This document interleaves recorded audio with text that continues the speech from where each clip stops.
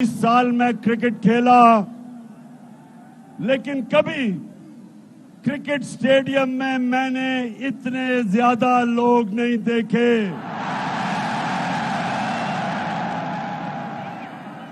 بلکہ مجھے تو یہی اندازہ نہیں تھا کہ گوجرانوالہ میں اتنے زیادہ لوگ ہیں۔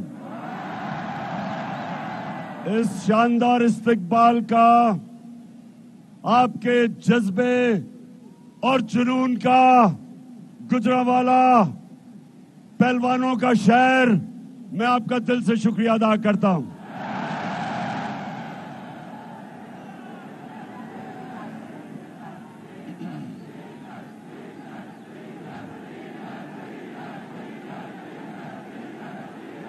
ماشاءاللہ،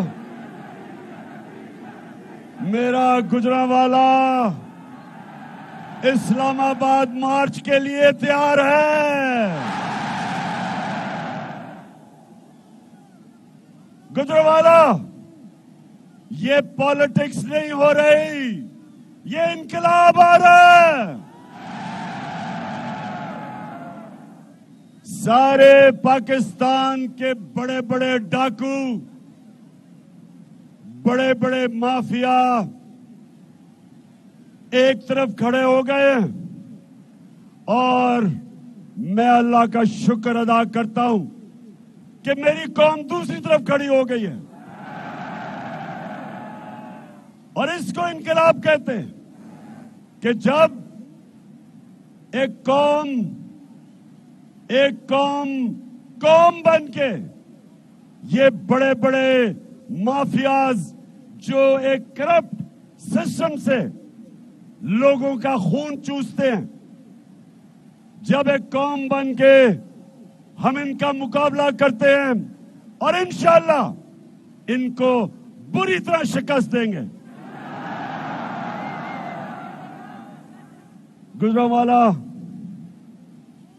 گوجرانوالہ ذرا مجھے پھر سے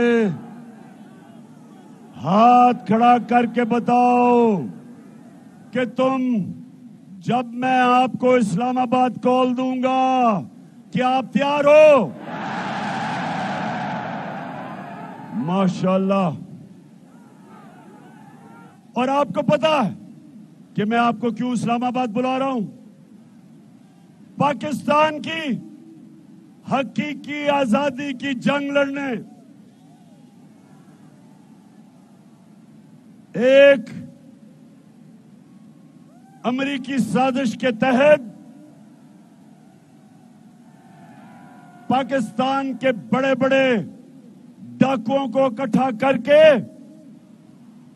انہوں نے پاکستان کی 22 کروڑ لوگوں کی منتخب کی ہوئی حکومت کو گرایا۔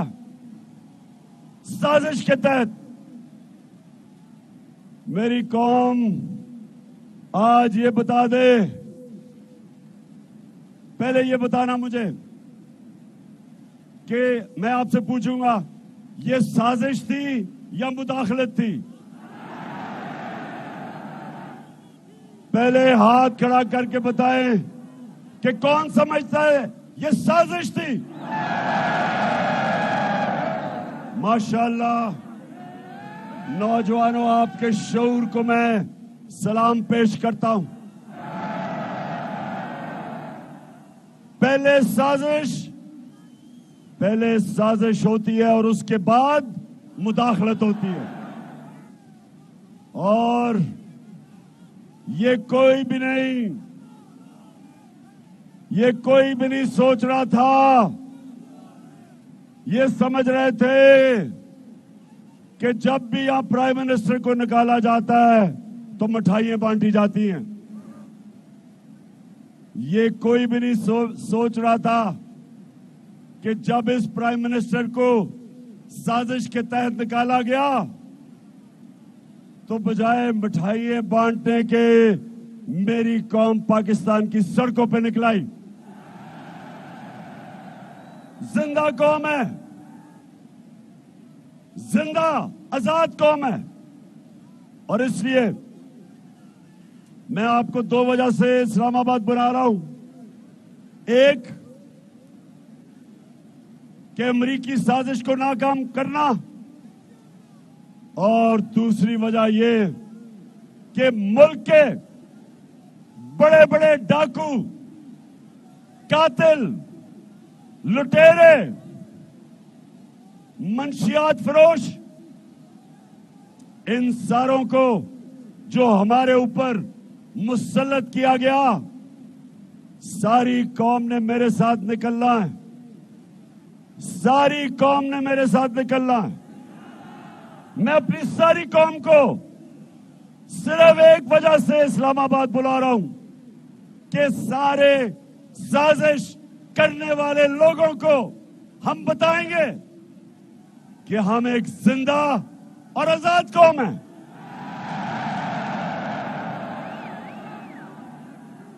گجرانوالہ ماشاءاللہ، پھر سے میں کہوں گا، مجھے پتا ہی نہیں تھا کہ گجرانوالہ میں اتنے زیادہ لوگ ہیں، ماشاءاللہ۔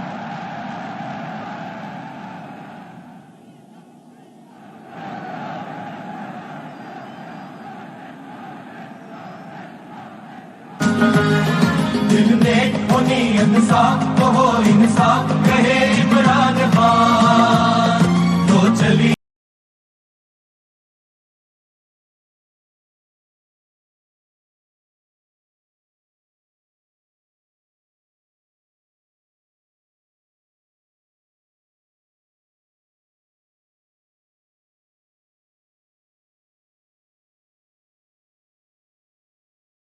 ذرا 2 منٹ تھوڑی خاموشی سے آپ نے میری بات سننی ہے۔ وہ یہ کہ جب ہماری حکومت ہٹائی گئی، گجرانوالہ یہ ذرا سنو، پاکستان کی تاریخ میں سب سے تیزی سے ہمارے ملک کی دولت میں اضافہ ہو رہا تھا۔ کیسے دولت میں کیسے اضافہ ہوتا ہے؟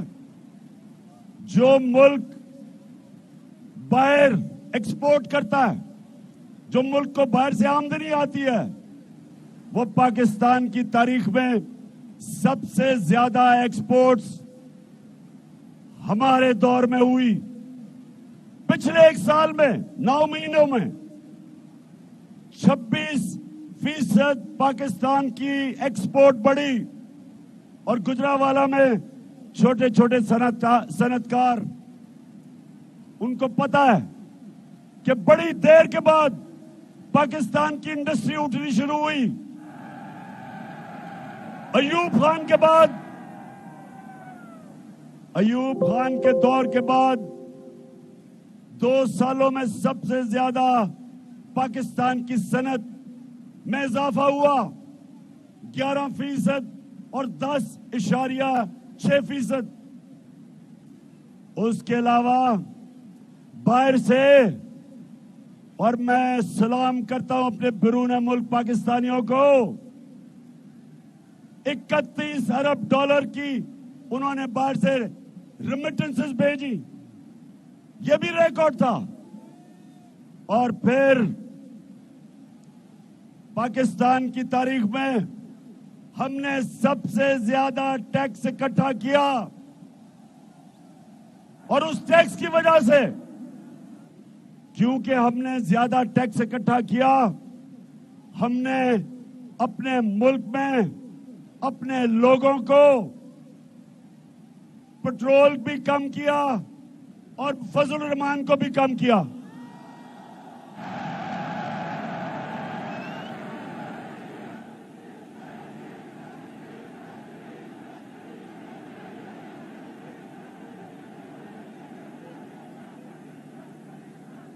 ہم نے اپنے لوگوں پہ بوجھ کم کیا۔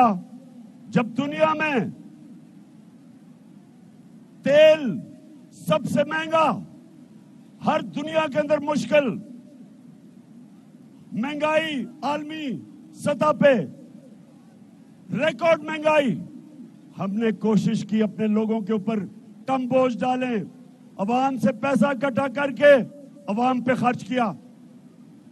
ہم نے اپنے کسانوں کی مدد کی، کسانوں کو جو شوگر مافیا پیسے نہیں دیتا تھا، ہم نے شوگر مافیا سے پوری قیمت لی، اپنے کسانوں کو دی، ٹائم پہ پیسہ دیا، کسانوں نے زمین پہ لگایا، ان کو اچھی پیداوار کی،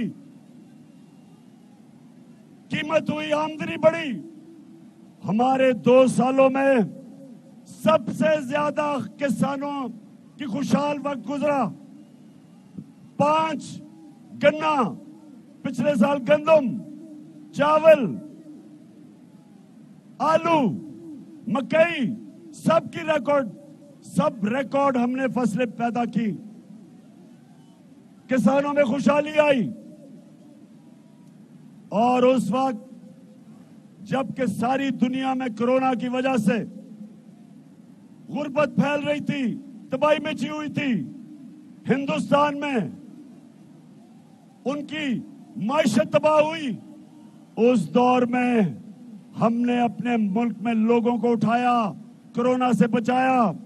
اور پاکستان وہ ملک ہے، سارے بر صغیر میں سب سے زیادہ روزگار پاکستان میں ہوا، اپنے نوجوانوں کو روزگار دیا، کنسٹرکشن کو اٹھایا۔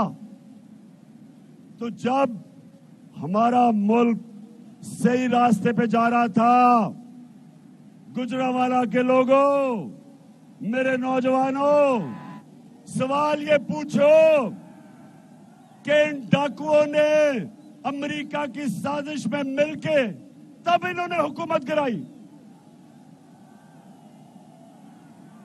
اب سوال یہ ہے کہ شہباز شریف، محنت تو تم نے بڑی کی، بڑے بڑے جوتے پالش کیے،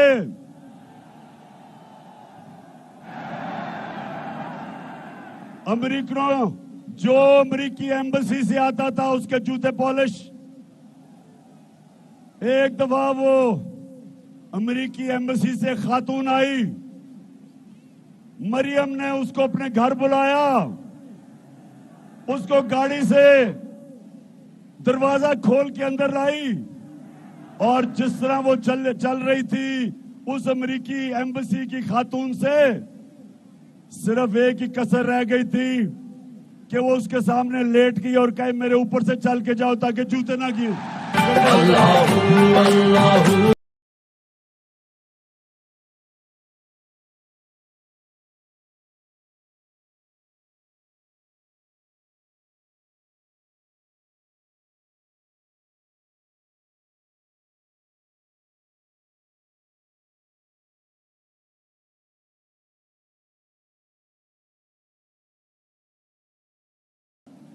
شہباز شریف خاندان، اور جو آج کل سب سے خوش پھر رہا ہے، دانت نکلے ہوئے ہیں جس کے ہاتھ سے زرداری،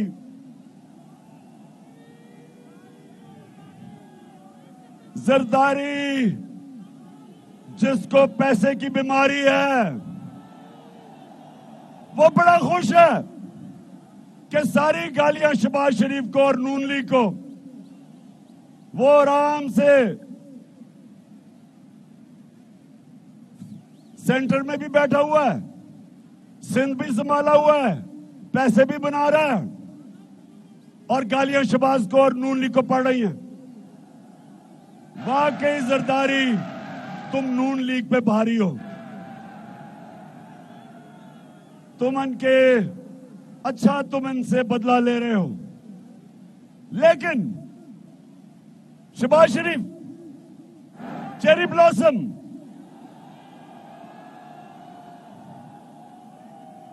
امریکی ایمبسی کے بوٹ، اور پھر جب وہ ایک فوجی بوٹ دیکھتا ہے تو ایسی پالش کرتا ہے کہ اپنی شکل نظر آنی شروع ہو جاتی ہے بوٹ میں۔ تو شہباز شریف پہنچ تو گئے وہاں، وزیر اعظم تو بن گئے، اب شہباز شریف وزیر اعظم بن کے کہتا ہے ہن کی کرا میں، پتہ نہیں چل رہا کیا کرے، روپیہ گر رہا ہے، مہنگائی بڑھ رہی ہے، فورن ایکسچینج ریزروز گر رہے ہیں۔ تو پہنچ تو گئے، تو شہباز شریف بڑا شوق تھا अचकन सलाने का। अब बताओ, अब लोगों को जवाब दो। उधर भाई साहब वहां बैठा हुआ है, भगौड़ा, सजा याफ्ता, झूठा, बुज़दिल। दूसरी दफा मुल्क छोड़ के भागा है। अब ये दोनों भाई सोच रहे हैं कि करें क्या। ये दोनों भाई गुजरांवाला के लोगों, ये आज सोच रहे हैं कि अब करें क्या, फंस गए। आगे इनके समुंदर है और पीछे इमरान खान खड़ा है।